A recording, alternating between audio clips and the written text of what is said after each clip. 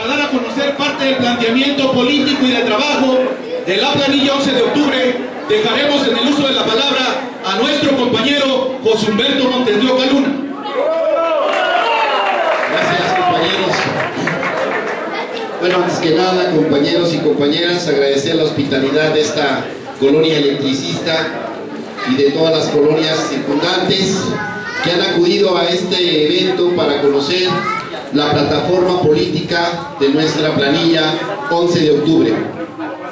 Para nosotros este proceso electoral no es un proceso electoral común y corriente.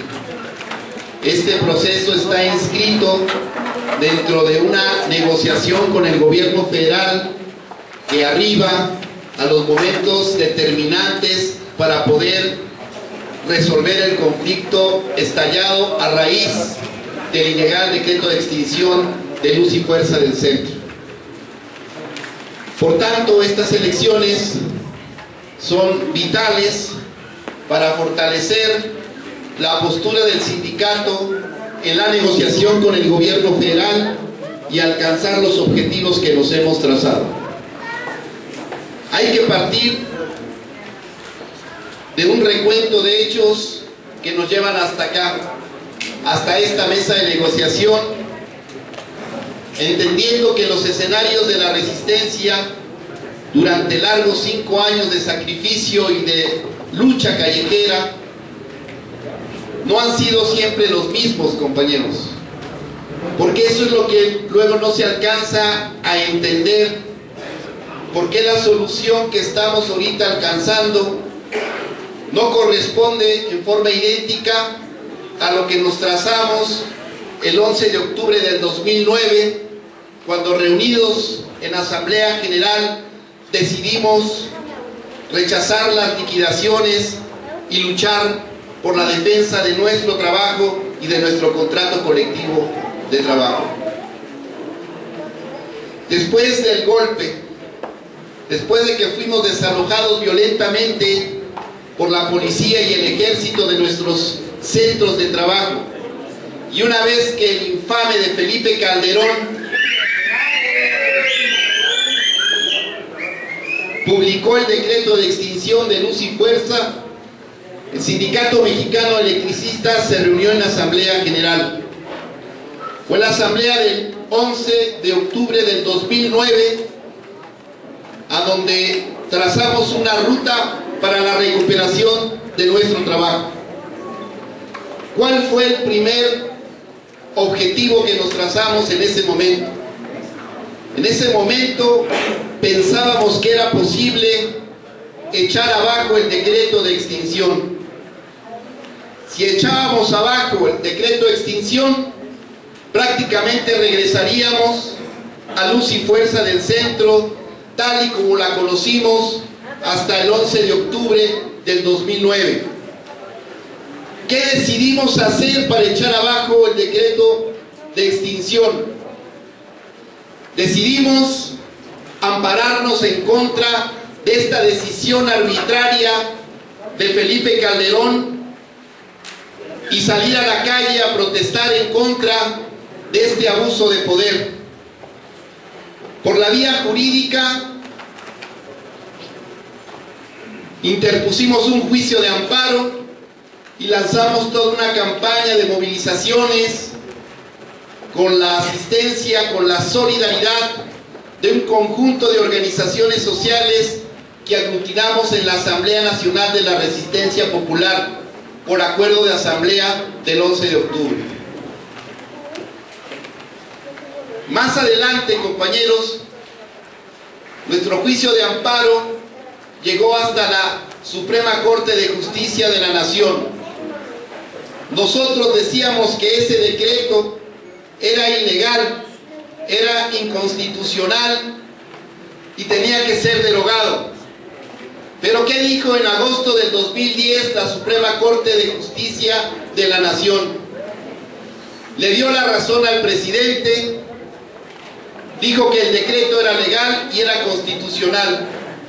Y en ese momento, agosto del 2010, prácticamente se estaba enterrando a Luz y Fuerza del Centro como organismo público descentralizado. Es decir, el acuerdo de asamblea del 11 de octubre ya no podía transitar por la vía jurídica, en tanto que la Suprema Corte de Justicia estaba diciendo que el decreto de extinción era legal. No podíamos entonces regresar a luz y fuerza del centro. Otro procedimiento para echar abajo el decreto fue ir a la Cámara de Diputados y pedirle a los diputados de oposición, en ese momento al gobierno del PAN, promovieran una controversia constitucional bajo el argumento de que Calderón se extralimitó en sus funciones y que no tenían facultades para poder extinguir un organismo público descentralizado. ¿Cuál fue la respuesta de los diputados, compañeros? No asumieron la promoción de esta controversia constitucional y por esa vía entonces no podíamos echar abajo el decreto de extinción. Prácticamente el decreto de extinción queda firme en agosto del 2010 por la sentencia de la Suprema Corte de Justicia, que además dijo que sí, que el decreto de extinción era legal, pero que los derechos de los trabajadores quedaban salvaguardados y había que ir a reclamarlos a la instancia correspondiente. Y fue la Junta Federal de Conciliación y Arbitraje que, en cuanto supo de la sentencia de la Corte que legalizaba el decreto, emitió un laudo en contra del sindicato, dando por terminadas las relaciones individuales y colectivas de trabajo, cancelando la vigencia del contrato colectivo de trabajo. ¿Y nosotros qué hicimos? Buscamos un amparo en contra del laudo de la Junta Federal de Conciliación y Arbitraje. En ese ínter también propusimos una iniciativa de reforma de ley para la creación de un nuevo organismo público descentralizado, que ya no podía ser Luz y Fuerza. Era un organismo que iba a sustituir a Luz y Fuerza en la iniciativa con los trabajadores del Sindicato Mexicano de Electricistas y con el contrato colectivo del Sindicato Mexicano de Electricistas. Esa iniciativa la llevamos a la Cámara de Diputados y recuerden ustedes que se fue a la Comisión de Energía. ¿Quién era mayoría en la Comisión de Energía en el gobierno de Felipe Calderón? El PRI. Y el PRI, teniendo la mayoría, nunca dictaminó a favor esa iniciativa. Y entonces esa vía para regresar a un organismo público que ya no era Luz y Fuerza, sino que podía ser un organismo público que la sustituyera, también se frustró. Y hay que decir, compañeros, que a lo largo de 5 años hemos recibido golpes como estos y nos hemos sabido sobreponer, levantarnos y buscar otras alternativas. Se cierra una puerta, abrimos otra. Esa fue la lógica de la construcción de una resistencia de 5 años que llega hasta acá. Viendo la imposibilidad de regresar a Luz y Fuerza o de crear un nuevo organismo que la sustituyera, nos quedaba otra opción, la opción del patrón sustituto, en tanto que Comisión Federal de Electricidad recibió los bienes, la infraestructura de Luz y Fuerza del centro en un contrato de comodato con el argumento que con ello garantizaba la continuidad del servicio.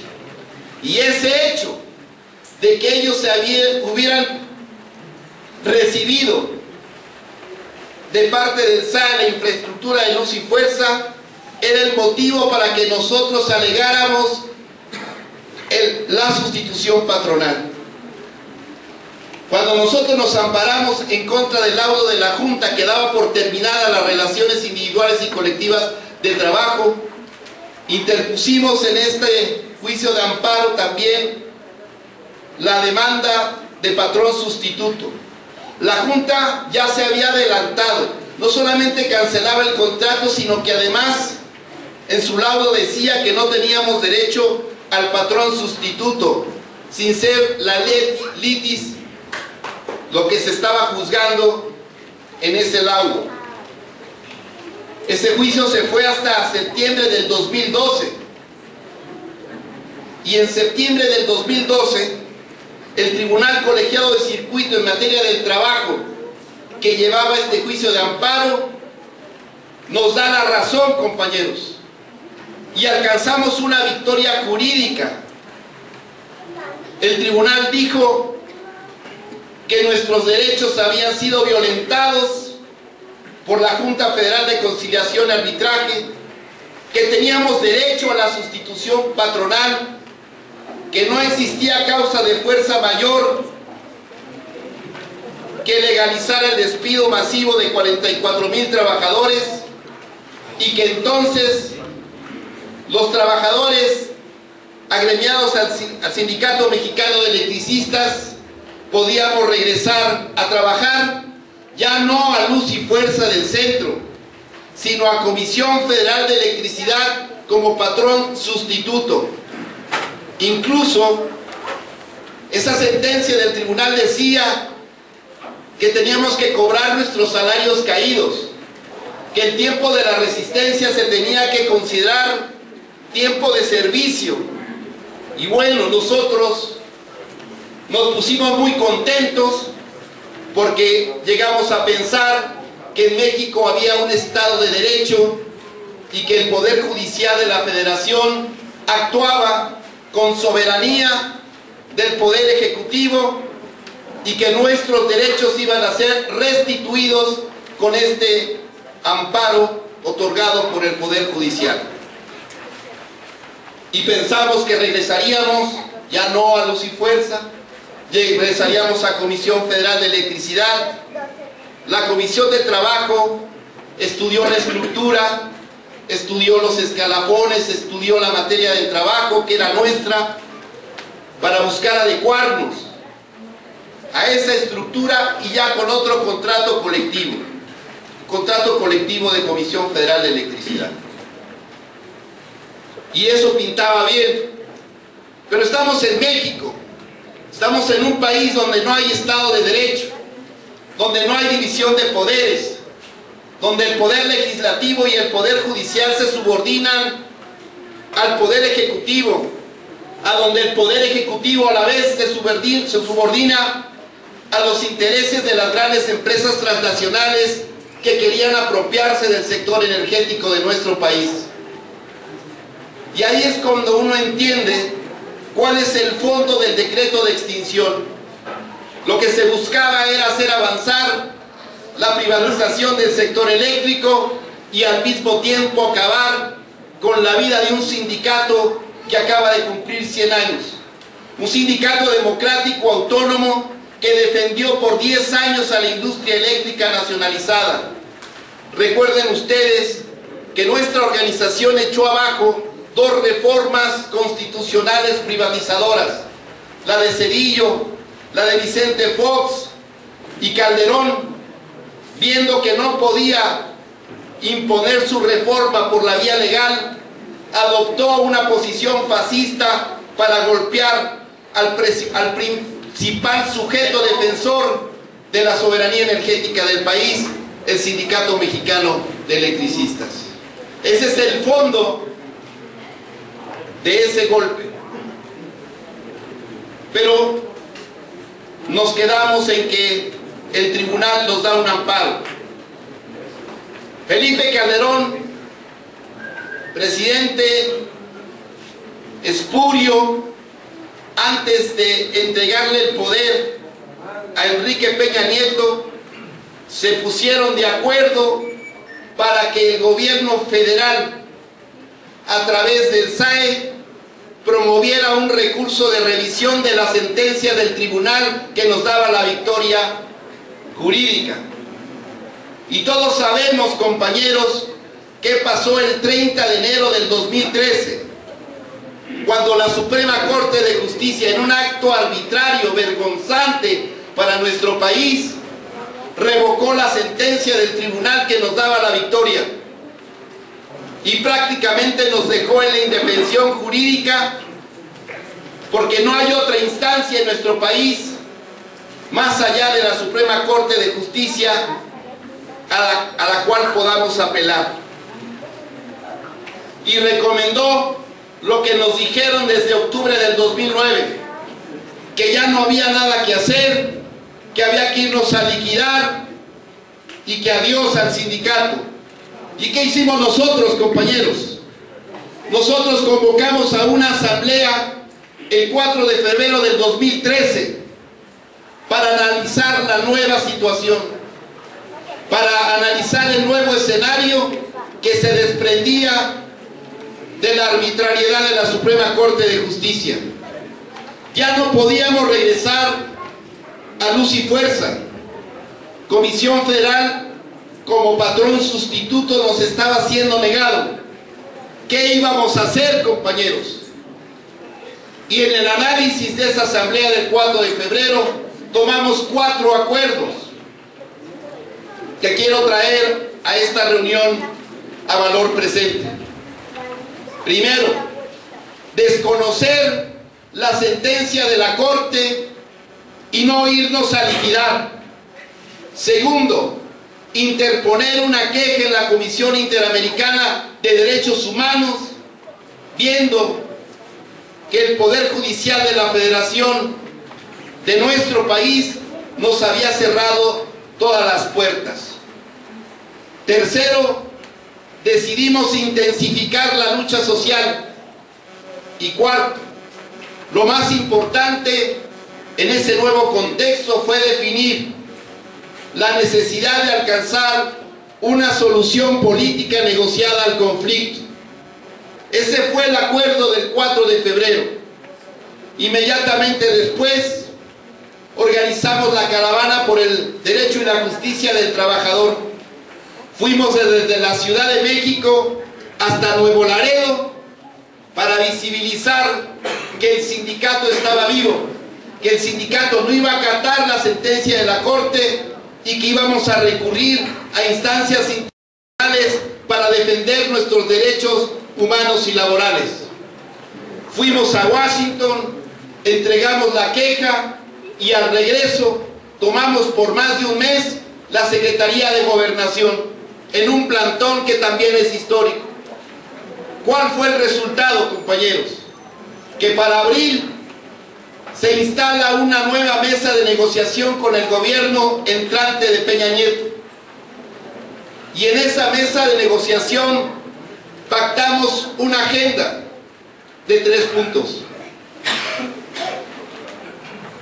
Punto número 1, la libertad de nuestros compañeros presos políticos. Punto número 2, la jubilación para los compañeros que al día del decreto de extinción tenían más de 23 años cumplidos de tiempo de servicio en Luz y Fuerza del Centro. Y 3, la reinserción laboral para todos los trabajadores que no cobramos nuestra liquidación. Esos puntos comenzaron a trabajarse desde abril del 2013. Primer punto, compañeros, ya no tenemos presos políticos. Se cumplió cabalmente con la libertad de nuestros compañeros. Segundo punto, 996 compañeros recibieron el beneficio de una renta vitalicia, y reconociendo que aún hay adeudos con ellos, significó un alivio económico para los compañeros y su familia. Y tercer punto, la reinserción laboral. Una negociación política que tenía que darse en un marco jurídico. ¿Qué pasó en el 2014, compañeros? Todo el 2014 fue el toma y daca para la reforma energética. ¿Cómo podíamos encontrar una solución en un marco jurídico que estaba en transformación?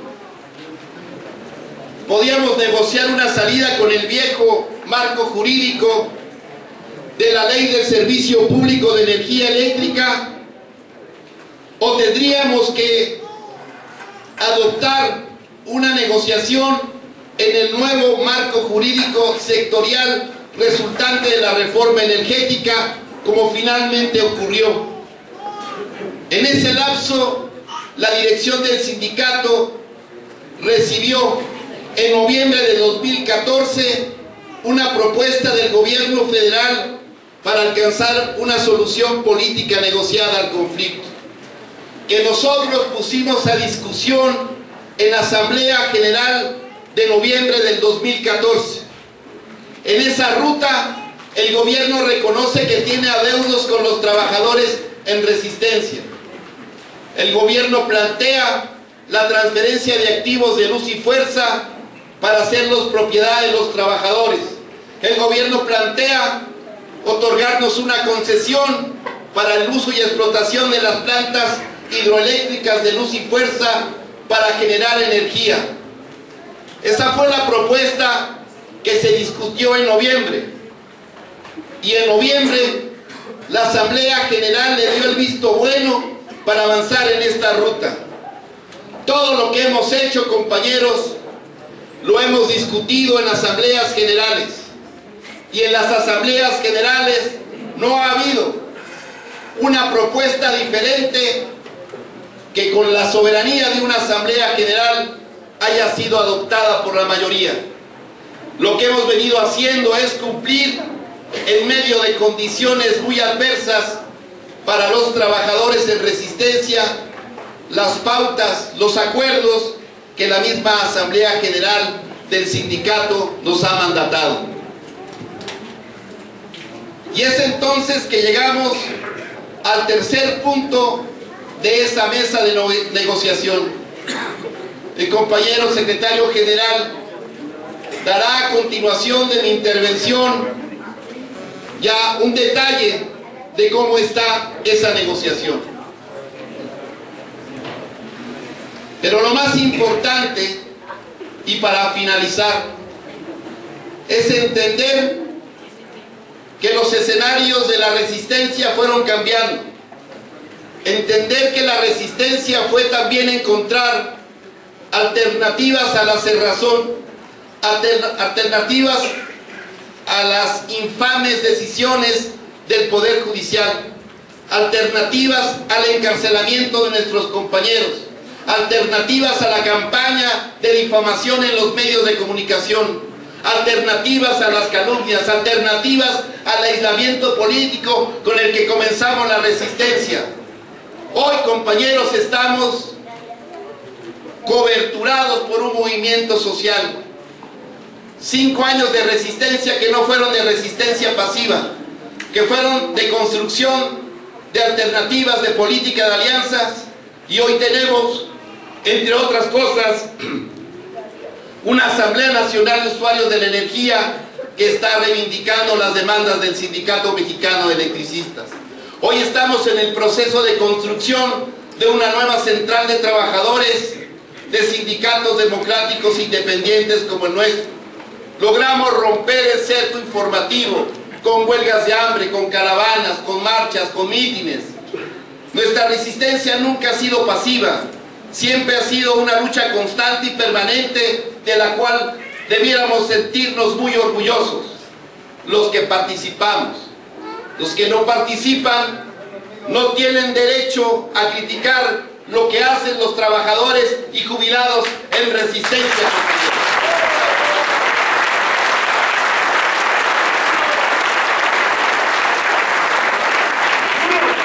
Como tampoco tendrán derecho a recibir los beneficios y resultados de 5 años de sacrificio. Por eso es que hoy, compañeros, hoy cuando estamos en este umbral de encontrar una salida, nosotros decimos parcial, transitoria. Parcial porque no recuperamos al 100% lo que nos fue despojado. Transitoria porque no significa el fin de la lucha, significa entrar en una etapa nueva de construcción y de lucha. Un resultado que será de mucho beneficio para nuestras familias, que nos va a permitir reorganizarnos, que va a permitir recobrar fuerzas, que va a permitir entrelazarnos con otras luchas. Y hoy estamos en una condición histórica de poder alcanzar esos resultados. La situación del país, compañeros, no es fácil. No estamos negociando con unos que estén mancos o no piensen. Estamos negociando con un Estado que se ha encargado de vender al país, de reprimir las luchas sociales, de perseguir a los dirigentes del movimiento social. Y pese a todo, la resistencia del Sindicato Mexicano de Electricistas ha sabido reponerse. No solo reponerse, sino también crear sus propios escenarios. Ha sabido entrelazar su lucha con otras luchas. Hoy llegamos de la caravana por la defensa del agua, la tierra, el trabajo y la vida. Y algunos dijeron, ¿qué andan haciendo por allá? Su deber es estar aquí defendiéndonos mientras nos monitorean por las redes sociales. Eso no es luchar, compañeros. La lucha se da en el debate, la lucha se da en la calle, en la plaza, en las asambleas. Y esa es la historia que se debe contar de esta generación. Ha sido la lucha de David contra Goliat, pero hemos demostrado que somos invencibles y que vamos a ganar, compañeros. Y una forma contundente de demostrarlo es ir a votar en este proceso. En este proceso tenemos que dejarle claro al gobierno que el Sindicato Mexicano de Electricistas está unido, que el Sindicato Mexicano de Electricistas apoya a su liderazgo encabezado por nuestro compañero secretario general Martín Esparza. Dejar en claro al gobierno que nosotros nunca nos vamos a rendir, que vamos a alcanzar estos objetivos transitorios y parciales y que vamos a continuar la lucha hasta recuperar la última tuerca de lo que nos fue despojado en Luz y Fuerza del Centro.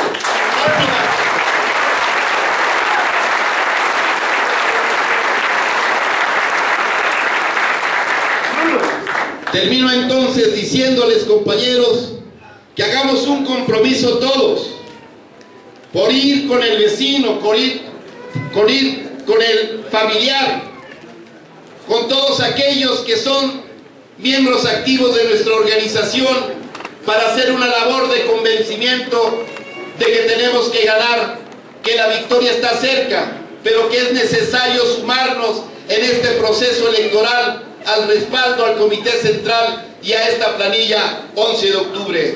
Compañeros, han dado una batalla fenomenal, una batalla histórica que será recordada por otras generaciones, por los que son bebés, por los que son jóvenes, niños ahora, pero que van a aprender de ustedes, de nuestros compañeros jubilados, de nuestras compañeras y compañeros en resistencia, a no rendirse, a vivir con dignidad y a hacer triunfar sus ideales. Muchas gracias, compañeros.